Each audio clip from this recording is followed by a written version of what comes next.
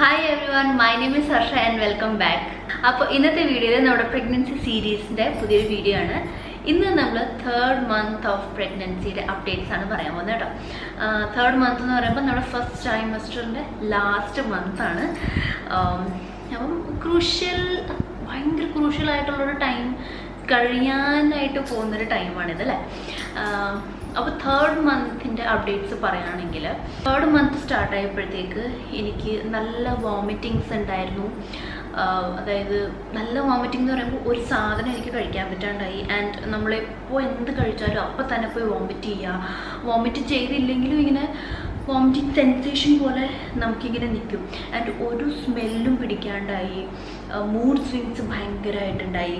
സ്മെല്ലെന്ന് പറയുമ്പം എനിക്ക് ഒരു സ്മെല്ലും പിടിക്കാണ്ടായെന്ന് പറയുമ്പോൾ എനിക്ക് ജസ്റ്റ് ഈ സിട്രസ് ഫ്ലേവേഴ്സൊക്കെ, അതായത് ഓറഞ്ച്, ലെമൺ, അതൊക്കെ എനിക്ക് പിടിക്കുള്ളായിരുന്നു. അല്ലാണ്ട് ഒരു സ്മെല്ലും എനിക്ക് പിടിക്കാണ്ടായി. ഫുഡിൻ്റെയൊക്കെ സ്മെല്ല് എനിക്ക് ഒട്ടും പിടിക്കാണ്ടായി. പിന്നെ മൂഡ് സ്വിങ്സ്, നിറയെ മൂഡ് സ്വിങ്സ് ആയിരുന്നു. അതായത് എനിക്ക് ഭയങ്കര വിഷമമായിരുന്നു. എപ്പോഴും ഞാൻ ഭയങ്കര ഇങ്ങനെ ഇമോഷണലായിട്ട് ആരെങ്കിലും എന്തെങ്കിലും പറഞ്ഞു കഴിഞ്ഞാൽ അപ്പോൾ എനിക്ക് ഭയങ്കര വിഷമം വരും, ഞാൻ കരച്ചിലാവും. 3rd month എനിക്ക് ഭയങ്കര ഡിഫിക്കൽട്ടായിരുന്നു in terms of mood swings, ഭക്ഷണം എല്ലാം വെച്ചിട്ട്. പിന്നെ ഒരു ടെമ്പറേച്ചർ വൈസ് നോക്കുകയാണെങ്കിലും എനിക്ക് ഭയങ്കര ചൂടായിരുന്നു. ഭയങ്കര ചൂടെന്ന് പറഞ്ഞാൽ എനിക്ക് ഭയങ്കര ചൂടായിരുന്നു എനിക്ക് ഈ ഒരു 3rd month എന്ന് പറയുന്നത്. ചൂടെടുത്തിട്ട് എനിക്ക് എന്താ പറയുക, ഒരു രക്ഷയുണ്ടല്ലോ, അതുപോലെ ഞാൻ വിയർക്കുമായിരുന്നു. എനിക്ക് അത്രയ്ക്ക് ചൂടായിരുന്നു. പിന്നെ എനിക്ക് പ്രശ്നം ഉണ്ടായതെന്ന് വെച്ചാൽ എൻ്റെ സ്കിന്നെന്ന് പറയുന്നത് അങ്ങനെ ഒരുപാട് ഇറിറ്റേറ്റഡ് ആവേ അല്ലെങ്കിൽ സ്കിൻ റിലേറ്റഡ് പ്രോബ്ലംസ് എന്തെങ്കിലും വരിക അങ്ങനത്തെ ഒരു സ്കിന്നല്ല എൻ്റെ. ഓയിലിയാണ്, പക്ഷേ പിമ്പിൾസ് അങ്ങനത്തെ ഒരു സ്കിന്നല്ല. നല്ല എന്താ പറയുക, നല്ല ഇങ്ങനെ ക്ലിയർ ആയിട്ടുള്ള സ്കിന്നാണ് എനിക്ക് ടച്ച് വുഡ് നാച്ചുറലി കിട്ടിയേക്കുന്നത്. അപ്പം ഈ ഒരു മന്ത് തുടങ്ങി എനിക്ക് സ്കിന്നിൽ നല്ല പ്രശ്നങ്ങൾ വന്നു എന്ന് പറഞ്ഞാൽ പിമ്പിൾസ്, ഇങ്ങനെ പസ് ഉള്ള പിമ്പിളല്ല, റെഡ് ബംസ് പോലത്തെ പിമ്പിൾസ്. അതായത് ഫുൾ ഫേസിൽ ഇവിടെയും ഒക്കെ എനിക്ക് നിറച്ചും പിമ്പിൾസായി. ഓരോ ദിവസം രാവിലെ എഴുന്നേൽക്കുമ്പോഴൊക്കെ ഓരോ പുതിയ പിമ്പിൾ ഇങ്ങനെ കാണാൻ പറ്റും. സ്കിൻ നന്നായിട്ട് ഇറിറ്റേറ്റഡ് ആവാൻ തുടങ്ങി. ഒരു കാര്യവും എനിക്ക് ചെയ്യാൻ പറ്റാണ്ടായി. ഒരു സ്കിൻ കെയർ റൊട്ടീൻ, അതായത് ഞാൻ നോർമലി ഒരു മോർണിംഗിൽ സ്കിൻ കെയർ ഉണ്ടാവും, രാത്രിയിൽ ഒരു സ്കിൻ കെയർ ഉണ്ടാവും, അതൊന്നും എനിക്ക് ചെയ്യാൻ പറ്റാണ്ടായി. ഒന്നാമത്തെ കാര്യം എനിക്ക് വയ്യാണ്ടായി. ഞാൻ ഫുൾ ടൈം കിടപ്പ് തന്നെയായിരുന്നു. കാരണം ഈ ഛർദിലും മീൻസ് ഇങ്ങനെ ഈ ഒരു ടയർഡ്നെസ്സും ഒക്കെ കാരണം എപ്പോഴും കിടക്കണമെന്നായിരുന്നു. രണ്ടാമത്തെ കാര്യം, ഇത് വന്നു എന്ന് വെച്ചിട്ട് ഞാൻ എൻ്റെ മനസ്സിനെ തന്നെ പറഞ്ഞ് സമാധാനിപ്പിച്ച് ജസ്റ്റ് ടെമ്പററി ആണ്. അപ്പം ഈ ഒരു എന്താ പറയുക, ഈ ഒരു ടൈം പീരീഡ് കഴിയുമ്പോഴത്തേക്ക് സ്കിന്നും ഭേദമാവും എന്ന് വെച്ചിട്ട് ഞാൻ ഒന്നും ചെയ്തില്ല. എനിക്ക് പറ്റുമ്പോൾ മാത്രം ഞാൻ കുറച്ച് എന്തെങ്കിലും സ്കിൻ കെയർ ഒക്കെ ചെയ്യും. അതും DIYs ഒന്നുമല്ല, റെഡിമെയ്ഡ് ആയിട്ടുള്ള എന്താണെന്ന് വെച്ചാൽ അത് ഞാൻ ജസ്റ്റ് യൂസ് ചെയ്യായിരുന്നു. അതും പറ്റുമ്പോഴൊക്കെ ചിലപ്പോഴൊക്കെ ഇങ്ങനെ ദിവസങ്ങളോളം ഇങ്ങനെ ഒന്നും ഇല്ലാണ്ട് പോകും. രാവിലെ രാത്രിയിലും കുളിക്കുമ്പോൾ മാത്രം ജസ്റ്റ് ഒരു ഫേസ് വാഷ് ഇടുമെന്നല്ലാണ്ട് ഒരു കാര്യവും ഞാൻ ഫേസിലിട്ടില്ല. പിന്നെ കുറച്ചൊക്കെ ഭേദമായി വന്നപ്പോഴാണ് ഞാൻ കുറച്ചൊക്കെ സ്കിൻ ഒന്ന് നോക്കാൻ തുടങ്ങിയതും കുറച്ച് കാര്യങ്ങളൊക്കെ ചെയ്യാൻ തുടങ്ങിയതുമൊക്കെ. പിന്നെ ഒരു പ്രോബ്ലം എനിക്ക് വന്നത് എന്താണെന്ന് വെച്ചാൽ അസിഡിറ്റി ആണ്. അതായത് ഒന്നാമത്തെ കാര്യം ഫുൾ ബെഡ് റെസ്റ്റ് ആണ് എനിക്ക് പറഞ്ഞേക്കുന്നത്. ഒരു ഫിസിക്കൽ മൂവ്മെൻറ്റും എനിക്ക് ഉണ്ടായിരുന്നില്ല. ഞാൻ ജസ്റ്റ് രാവിലെ എഴുന്നേൽക്കും, കുളിക്കും, കിച്ചണിൽ പോകും, എന്തെങ്കിലും ചെറുതായിട്ട് എന്തെങ്കിലും അമ്മയെ ഹെൽപ്പ് ചെയ്യും ആൻഡ് ഒന്ന് റെസ്റ്റ് എടുക്കും. അതല്ലാണ്ട് എനിക്ക് വേറെ ഒന്നും, കാരണം എനിക്ക് കാര്യങ്ങളൊന്നും പിടിക്കുന്നുണ്ടായിരുന്നില്ല. നമുക്ക് ചെയ്യണമെന്നുണ്ട്, പക്ഷേ നമ്മുടെ ബോഡി അതിനെ നമ്മൾ അനുവദിക്കുന്നില്ല. അപ്പം എന്ത് കഴിച്ചാലും എനിക്കിങ്ങനെ എൻ്റെ വയറ് ഭയങ്കരമായിട്ട് ഇങ്ങനെ ബ്ലോട്ടഡ് പോലെ തോന്നുമായിരുന്നു. എപ്പോഴും ഇങ്ങനെ വയറ് നിറഞ്ഞ് തോന്നും. അപ്പം ശരിക്കും 3ാമത്തെ മാസമൊക്കെ എനിക്ക് വിശപ്പ് ഉണ്ടായിരുന്നെങ്കിലും എനിക്ക് കഴിക്കാൻ ഭയങ്കര മടിയായിപ്പോയി. കാരണം ഈ വയറിങ്ങനെ ബ്ലോട്ടഡ് ആയിട്ട് ഇരിക്കുന്ന കാരണം ഭയങ്കര ബുദ്ധിമുട്ടായിരുന്നു. അപ്പോൾ അതിന് ഡോക്ടറിൻ്റെ മെഡിസിനൊക്കെ ഉണ്ടായിരുന്നു, അത് ഞാൻ പറയാം. പാൻടോപ്പ് എന്ന് പറഞ്ഞിട്ടുള്ള ആസിഡിറ്റിയുടെ മരുന്ന് ഡോക്ടർ തന്നിട്ടുണ്ടായിരുന്നു. അപ്പോൾ രാവിലെ അത് വെറുമായിട്ട് കഴിക്കാൻ പറഞ്ഞായിരുന്നെങ്കിലും എനിക്ക് ശരിക്കും പറയാമല്ലോ, ഈ നമുക്ക് എനിക്ക് മരുന്ന് കഴിച്ചിട്ടൊന്നും ഒരു ആശ്വാസം ഉണ്ടായില്ല. ഞാൻ ഛർദ്ദലിന് വേണ്ടിയിട്ട് വോമിറ്റിങ്സിന് വേണ്ടിയിട്ട് ഞാൻ മരുന്ന് കഴിക്കുന്നുണ്ടായിരുന്നു, MSH. പക്ഷെ അത് കഴിച്ചിട്ടും ഒരു ഗുണമൊന്നും ഉണ്ടായില്ല. വോമിറ്റിങ് അതുപോലെ തന്നെ ഉണ്ടായിരുന്നു. പിന്നെ ചില ദിവസങ്ങളിലൊക്കെ ആശ്വാസം ഉണ്ടായിരുന്നു. അവിടെ ചില ദിവസങ്ങളിലൊക്കെ വോമിറ്റിംഗ് ഇല്ലാണ്ട് പോയിട്ടുണ്ട്. അതുപോലെ തന്നെ ഈ ആസിഡിറ്റിയുടെ പ്രോബ്ലം, അത് ചില ദിവസങ്ങളിലൊക്കെ ഒന്നും ഒരു കുഴപ്പമില്ലാണ്ടൊക്കെ പോയിരുന്നു. ആ ദിവസങ്ങളിൽ ഞാൻ നന്നായിട്ട് കഴിക്കുമായിരുന്നു. എനിക്ക് കഴിക്കാൻ ഇഷ്ടമുണ്ടായിരുന്നത് ആ സമയത്ത് നല്ല എരിവുള്ള ഭക്ഷണം, നല്ല പുളിയുള്ളത്. മാങ്ങയൊക്കെ ഞാൻ ശരിക്കും നമ്മൾ സിനിമയിലൊക്കെ കണ്ടിട്ടില്ല, മാങ്ങയൊക്കെ കഴിക്കും. ഞാൻ അതുപോലെ ഞാൻ മാങ്ങ കഴിച്ചിട്ടുണ്ട്. ഈവൻ ഞാൻ എൻ്റെ 6th month വരെ ഞാൻ നന്നായിട്ട് മാങ്ങ കഴിച്ചിട്ട്, മാങ്ങ ഉപ്പും മുളകും ഒക്കെ വെച്ചിട്ട് നമ്മൾ കഴിക്കില്ല, അത് ശരിക്കും ഞാൻ കഴിച്ചിട്ടുണ്ട്. പിന്നെ വോമിറ്റിങ്ങിന് എനിക്ക് നന്നായിട്ട് ഹെൽപ്പ് ചെയ്തൊരു കാര്യം എന്താണെന്ന് വെച്ചാൽ നെല്ലിക്ക കഴിക്കുക എന്നുള്ളതാണ്. ഞാൻ നെല്ലിക്ക കഴിക്കുമ്പോൾ എനിക്ക് ആ ഒരു റിലാക്സേഷൻ കിട്ടുമായിരുന്നു. അതായത് നമ്മൾ ഈ വോമിറ്റിംഗ് ചെയ്യുന്നതിൻ്റെ ഒരു റിലാക്സേഷൻ എനിക്ക് നന്നായിട്ട് കിട്ടുമായിരുന്നു.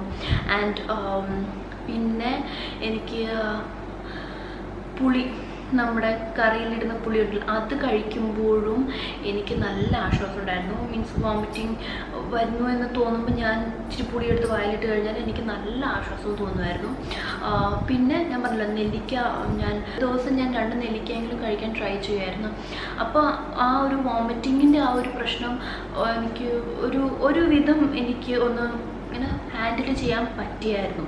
നെല്ലിക്ക കഴിക്കുന്നതും നമ്മുടെ ശരീരത്തിന് നല്ലതാണ്, നമ്മുടെ ബേബിക്ക് നല്ലതാണ്, ബ്രെയിൻ ഡെവലപ്മെൻറ്റിനും കണ്ണിനും മുടിക്കുമൊക്കെ നെല്ലിക്ക നല്ലതാണെന്ന് വെച്ചിട്ട് ഞാൻ നെല്ലിക്കയൊക്കെ നന്നായിട്ട് വെറുതെ പച്ചയ്ക്ക് കഴിച്ചു. അപ്പോൾ ഇത്രയൊക്കെയായിരുന്നു എൻ്റെ കാര്യങ്ങൾ. ഇനിയും ഈ മാസം എനിക്ക് ഡോക്ടറിൻ്റെ വിസിറ്റ് ഉണ്ടായിരുന്നു. ഡോക്ടറിൻ്റെ വിസിറ്റിൽ എനിക്ക് സ്കാനിങ് ഉണ്ടായിരുന്നു. അപ്പോൾ ഈ ഒരു സ്കാനിങ്ങിൽ നമുക്ക് ശരിക്കും നമ്മുടെ ബേബീനെ കാണാൻ പറ്റും. അതായത് ബേബിയുടെ ഫുള്ളൊരു ബോഡി ഫോം ആയിട്ടുണ്ട്, ഹെഡ് ഫോം ആയിട്ടുണ്ട്, കണ്ണും മൂക്കും ഒക്കെ അതിൻ്റെ പ്ലേസിലുണ്ട്. പിന്നെ കൈയൊക്കെ ആണെങ്കിലും ആയി വരുന്നുണ്ട്. ചെറിയൊരു ഇങ്ങനെ മുള്ളു പോലത്തെ കൈകളാണെങ്കിലും നമുക്കറിയാൻ പറ്റും കൈയാണ് കാലാണെന്നൊക്കെ ഉള്ളത്. പിന്നെ ആ മൂവ്മെൻറ്റൊക്കെ എല്ലാം പ്രോപ്പറായിരുന്നു. പിന്നീട് വന്നത് ഹാർട്ട് ബീറ്റാണ്. ഹാർട്ട് ബീറ്റും കുഞ്ഞിൻ്റെ നോർമലായിരുന്നു. അപ്പം ആ സ്കാനിങ്ങിൻ്റെ റിപ്പോർട്ട് കണ്ടിട്ട് ഡോക്ടർ പറഞ്ഞു ഇപ്പോൾ കുഞ്ഞിൻ്റെ ഗ്രോത്ത് നോർമലായിട്ടുണ്ട്. അപ്പം ഞാൻ പറഞ്ഞല്ലോ, എനിക്ക് തൈറോയിഡിൻ്റെ മെഡിസിൻ ഫസ്റ്റ് മന്ത് തുടങ്ങി സ്റ്റാർട്ട് ചെയ്തായിരുന്നു. തൈറോയിഡ് എനിക്ക് കുറവായിരുന്നു. അപ്പം മേ ബി അതൊക്കെ കാരണമായിരിക്കാം കുഞ്ഞിന് ഗ്രോത്ത് ആ സമയത്ത് നോർമലായി. വെയിറ്റും ആ സമയത്ത് ഉണ്ടാവേണ്ട വെയിറ്റ് തന്നെ കുഞ്ഞിന് ഉണ്ടായിരുന്നു. കാരണം ഞാൻ ഏത്തപ്പഴം ഞാൻ കഴിക്കുന്നുണ്ടായിരുന്നു. വേണ്ടെന്ന് വെച്ചാലും ഞാൻ കഴിക്കും, കാരണം നമ്മുടെ കുഞ്ഞിന് നല്ലതാണെന്ന് വെച്ച് കഴിഞ്ഞാൽ നമ്മളത് ചെയ്യുമല്ലോ. അപ്പോൾ ഞാൻ ഏത്തപ്പഴമൊക്കെ നന്നായിട്ട് കഴിച്ചിട്ടുണ്ടായിരുന്നു. അങ്ങനെ ഗ്രോത്ത് ഒക്കെ കുഞ്ഞിൻ്റെ നോർമലായി. പിന്നെ എന്നോട് പറഞ്ഞത് നമുക്ക് ഒരു ബ്ലഡ് ടെസ്റ്റ് ചെയ്യണം. ആ ബ്ലഡ് ടെസ്റ്റിൽ നമുക്ക് എന്തെങ്കിലും നോർമലി എന്തെങ്കിലും ജനറലായിട്ട് എന്തെങ്കിലും പ്രോബ്ലം ഉണ്ടോ എന്ന് അറിയാൻ വേണ്ടിയിട്ടാണ് ആ ഒരു ബ്ലഡ് ടെസ്റ്റ് ചെയ്തത്. അപ്പം കാരണം എൻ്റെ പ്രഗ്നൻസി എന്ന് പറയുന്നത് കുറച്ചൊരു ഡൗട്ട്ഫുൾ എന്ന് പറയുമ്പോൾ ആദ്യമേ തന്നെ കുഞ്ഞിന് ഗ്രോത്ത് ഇല്ല എന്ന് പറഞ്ഞ കാരണം കുറച്ചും കൂടി നമ്മൾ എല്ലാം നല്ല കൺസേൺ ആയിട്ടാണ്, നല്ല കെയറോട് കൂടിയാണ് ചെയ്തത്. അപ്പോൾ ഡോക്ടറും പറഞ്ഞു നമുക്ക് എല്ലാ കാര്യങ്ങളും ഒന്നുകൂടി ഉറപ്പ് വരുത്താനായിട്ട് കുഞ്ഞിനൊരു പ്രശ്നവും ഇല്ല എന്നൊക്കെ മീൻസ് നമുക്ക് കൺഫേം ചെയ്യാനായിട്ട് നമുക്കൊരു ബ്ലഡ് ടെസ്റ്റും കൂടി ചെയ്യും. അല്ലെങ്കിൽ നമുക്ക് ജനറലായിട്ട് എന്തെങ്കിലും പ്രശ്നമുണ്ടോ എന്നൊക്കെ അറിയാൻ പറ്റും. അപ്പം അതൊക്കെ ചെയ്തപ്പം അതൊക്കെ നോർമലായിരുന്നു, ഒരു കുഴപ്പമുണ്ടായില്ല. പിന്നെ ഈ മാസമാണ് എനിക്ക് ഫസ്റ്റ് ടെറ്റനസിൻ്റെ ഇഞ്ചക്ഷൻ ഉണ്ടായിരുന്നത്. 2 ഇഞ്ചക്ഷൻ ഉണ്ടായിരുന്നു. ഒരെണ്ണം ഈ 3rd മന്തിലുണ്ടായിരുന്നു, then ഒരു 4th മന്തിലും എനിക്കുണ്ടായിരുന്നു. അപ്പോൾ 2 TTയുടെ ഇഞ്ചക്ഷനും എനിക്കുണ്ടായിരുന്നു. അപ്പോൾ അത് 3rd മന്തിൽ ഞാൻ എടുത്തു. then നെക്സ്റ്റ് ഞാൻ 4th മന്തിൽ TTയുടെ ഇഞ്ചക്ഷൻ എടുത്തു. അപ്പം ഞാൻ ഡോക്ടറിനോട് ഇങ്ങനെ പറഞ്ഞു, ഡോക്ടർ എനിക്ക് ഒന്നും കഴിക്കാൻ പറ്റുന്നില്ല എന്ന് ഡോക്ടർ പറഞ്ഞപ്പോൾ പറഞ്ഞു നമ്മൾ ഈ സമയത്ത് ഒരുമിച്ച്, നമ്മൾ നോർമൽ ആൾക്കാർ എങ്ങനെയാണ് 3 നേരം ഒരുമിച്ച് ഭക്ഷണം കഴിക്കും, അത് അവർക്ക് ഡൈജസ്റ്റ് ആവും. പക്ഷേ നമ്മൾ പ്രഗ്നൻറ്റ് ലേഡീസിൻ്റെ കാര്യമാകുമ്പോൾ നമ്മൾ കുറച്ചായിട്ട് കഴിക്കണം. അതായത് റെഗുലർ ഇൻ്റർവെൽസിലായിട്ട് കുറച്ച് കഴിച്ചു കഴിഞ്ഞാൽ നമുക്ക് ഒരുപാട് ബുദ്ധിമുട്ടും വരത്തില്ല, ആൻഡ് ഒരുപാട് ബ്ലോട്ടഡ് ആയിട്ടോ തോന്നുകയില്ല എന്ന് പറഞ്ഞു.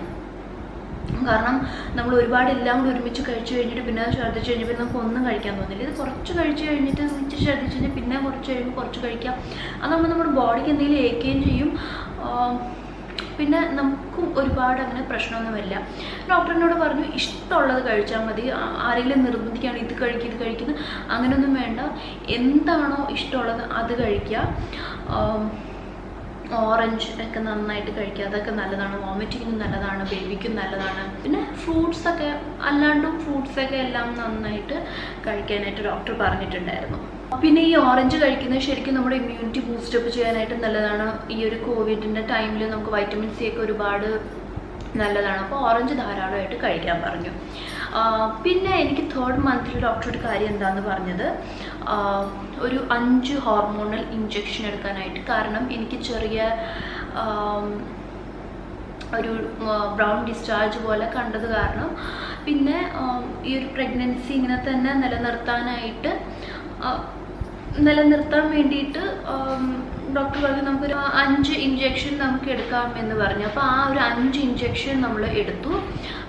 ഓൾട്ടർനേറ്റീവ് ഡേയ്സിലോ അങ്ങനെ എന്തായിരുന്നു എന്ന് തോന്നുന്നു ആ ഒരു ഇഞ്ചക്ഷൻ എടുത്തത്. പിന്നെ ഡോക്ടറിനോട് പറഞ്ഞത് എന്താണെന്ന് പറഞ്ഞാൽ 3rd മന്ത് കഴിയുമ്പോഴത്തേക്കും ഈ നമുക്കുള്ള മെഡിസിൻസ് ഒക്കെ ഉണ്ടല്ലോ, ഫോളിക് ആസിഡും ഒക്കെ, അതൊക്കെ സ്റ്റോപ്പ് ചെയ്യുക. ആൻഡ് അയൺ കാൽഷ്യം സ്റ്റാർട്ട് ചെയ്യുക. അതായത് 4th മന്ത് തുടങ്ങിയിട്ട് iron and calcium tablet start ചെയ്യാം. അപ്പോൾ അയൺ ടാബ്ലറ്റ് രാവിലെ രാത്രിയിലെന്നുണ്ടെങ്കിൽ രാത്രി കാൽഷ്യം കഴിക്കുക, രാവിലെയാണ് കാൽഷ്യം കഴിക്കുന്നതെന്നുണ്ടെങ്കിൽ രാത്രി അയൺ കഴിക്കുക.